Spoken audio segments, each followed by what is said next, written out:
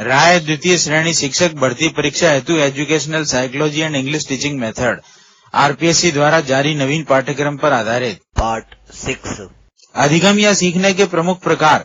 पहला, निरीक्षण से सीखना। शिक्षकों को चाहिए कि वे शिशुओं और बालकों को सिखाने के लिए प्रतीकों का प्रयोग न करके मूर्त वस्तुओं का प्रयोग करें, क्योंकि उनका अवधान मूर्त वस्तुओं पर ही केंद्रित होता है। अतः मॉडल, चार्ट, वास्तविक वस्तु आदि का शिक्षण में प्रयोग करना चाहिए। दूसरा, अंतर्दृष्टि या सूझ से सीखना। सूझ का अर्थ समस्या के अचानक हल प्राप्त करने से। अंतर्दृष्टि या सूझ निरीक्षण की अंतिम क्रिया मानी जाती है। सूझ का अभिप्राय वस्तु पर ध्यान केंद्रित करके अर्थात उसका निरीक्षण करके वस्तु संबंधी उपयुक्त ज्ञान प्राप्त करना है।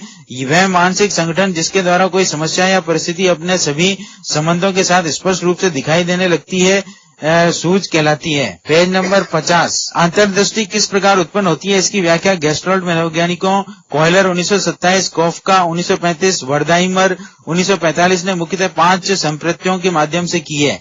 पहला, लक्ष्य। दूसरा, बाधा। तीसरा, तनाव। चौथा, संगठन। पांचवा, पुनः संगठन।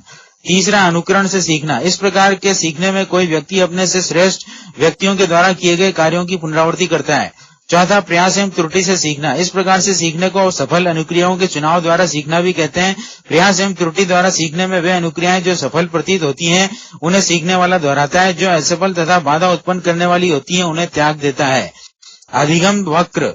व्यक्ति जब किसी कार्य को सीखना आरंभ करता है तो वह शीघ्र ही उसमें प्रवीण नहीं हो पाता है। सीखने की गति कभी तीव्र हो जाती है, कभी मंद हो जाती है और कभी बिल्कुल रुक जाती है। यदि सीखने की इस गति को ग्राफ पेपर पर अंकित करें तो सीखने की उन्नति या अवनति या दोनों को दर्शाती हुई एक वक्र रेखा बन जाती है।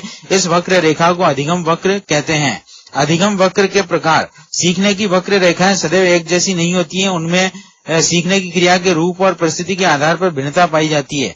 पहला, सरल रेखीय वक्र। सीखने की क्रिया में प्रगति जब एक समान रहती है तो सरल रेखीय वक्र प्राप्त होता है। जब प्रगति की दर में कोई परिवर्तन नहीं होता है तो इसे शून्य त्वरण कहते हैं। इसलिए इस प्रकार के वक्र को शून्य त्वरित वक्र भी कहते हैं। दूसरा, उन्नतोदर वक्र। इस प्रकार के सीखने में आरंभ में सीखने की गति तीव्र होती है किंतु क्रम से धीरे धीरे मंद होती जाती है। कारण यह है कि इस प्रकार के सीखने में आरंभ में उत्साह अधिक रहता है, जो धीरे धीरे अनेक कारणों, थकान आदि से कम होता जाता है। अंत में वक्र एक पठार सीधी रेखा का रूप लेता है, जो यह प्रदर्शित करता है कि अब अभ्यास के साथ अधिक प्रगति संभव नहीं है। तीसरा है नतोदर वक्र। इसमें सीखने की गति मंद होती है किंतु बाद में क्रम से तीव्र होती जाती है। इस प्रकार सीखने की गति में धीरे धीरे उन्नति होती है। चौथा है मिश्रित वक्र। यह उन्नतोदर तथा नतोदर वक्रों का मिश्रित रूप होता है, जिसमें आरंभ में सीखने की गति मंद होती है, बाद में तीव्र हो जाती है और यह तीव्रता कुछ समय तक बनी रहती है। इसके बाद सीखने की गति क्रम से पुनः मंद होने लगती है। सीखने के पठार। सीखना जब स्थिर हो जाए तो इस अवस्था को सीखने का पठार कहते हैं।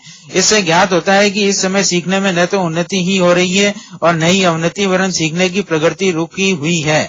रॉस के अनुसार सीखने की प्रक्रिया की एक प्रमुख विशेषता पठार है। यह उस अवधि को व्यक्त करते हैं जब सीखने की क्रिया में कोई उन्नति नहीं होती है। सीखने के पठारों के कारण।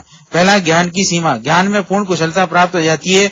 दूसरा, उत्साह की सीमा या प्रेरणा की सीमा।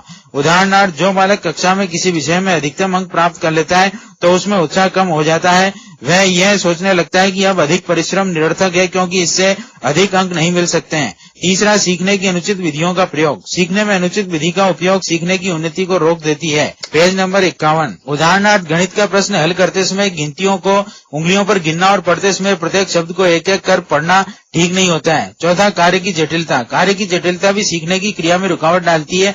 बालक कठिन बातों को सीखने के लिए अग्रसर होता है तो उसके कार्य में शिथिलता आ जाने के कारण पठार बन जाते हैं। पांचवा, शारीरिक सीमा। प्रत्येक कार्य के लिए प्रत्येक व्यक्ति में अधिकतम कुशलता होती है जिससे आगे वह नहीं बढ़ सकता है। इसको शारीरिक सीमा कहते हैं। जब व्यक्ति इस सीमा पर पहुंच जाता है तब उसके सीखने में पठार बन जाता है। सीखने के पठारों का निराकरण। प्रोत्साहित और प्रेरित करना, रोचक और उत्तम विधियों का प्रयोग, विश्राम देना, उपयुक्त वातावरण की व्यवस्था, सरल से जटिल की ओर के सिद्धांत को अपनाना। सोरेनसन के अनुसार शायद ऐसी कोई भी विधि नहीं है जिससे पठारों को बिल्कुल समाप्त कर दिया जाए, पर उनकी संख्या और अवधि को कम किया जा सकता है। अधिगम वक्र का शिक्षा में महत्व। शिक्षक बालक की सामान्य प्रकृति को जानने हेतु उपयुक्त शिक्षण विधियों का प्रयोग, सीखने की क्रिया, प्रेरणा, विषय सामग्री का मनोवैज्ञानिक ढंग से संगठन का उपयोग कर सकता है।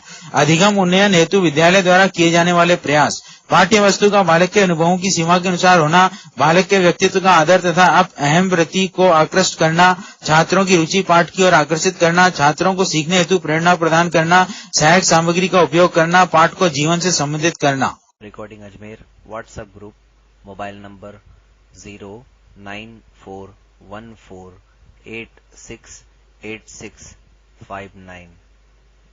आप इस नंबर पर हमारे व्हाट्सएप ग्रुप से जुड़ने के लिए मैसेज कर सकते हैं। इसके अलावा यदि आप प्रतियोगी परीक्षाओं की तैयारी से संबंधित इम्पोर्टेंट ऑडियोज प्राप्त करना चाहें तो हमारे YouTube चैनल पर भी जा सकते हैं। हमारे YouTube चैनल का नाम है रिकॉर्डिंग अजमेर। वहां पर आपको संविधान, समसामयिक विषय, संस्कृत, जीके इत्यादि पर ऑडियोज हमेशा मिलेंगे। साथ में टेक्नोलॉजी संबंधित ऑडियोज भी वहां पर मिलते हैं। आप किसी भी पुस्तक की रिकॉर्डिंग करवाने के लिए हमसे संपर्क कर सकते हैं। मोबाइल नंबर है 7737868659। कॉल करने का समय सुबह 11 से शाम 6 बजे तक।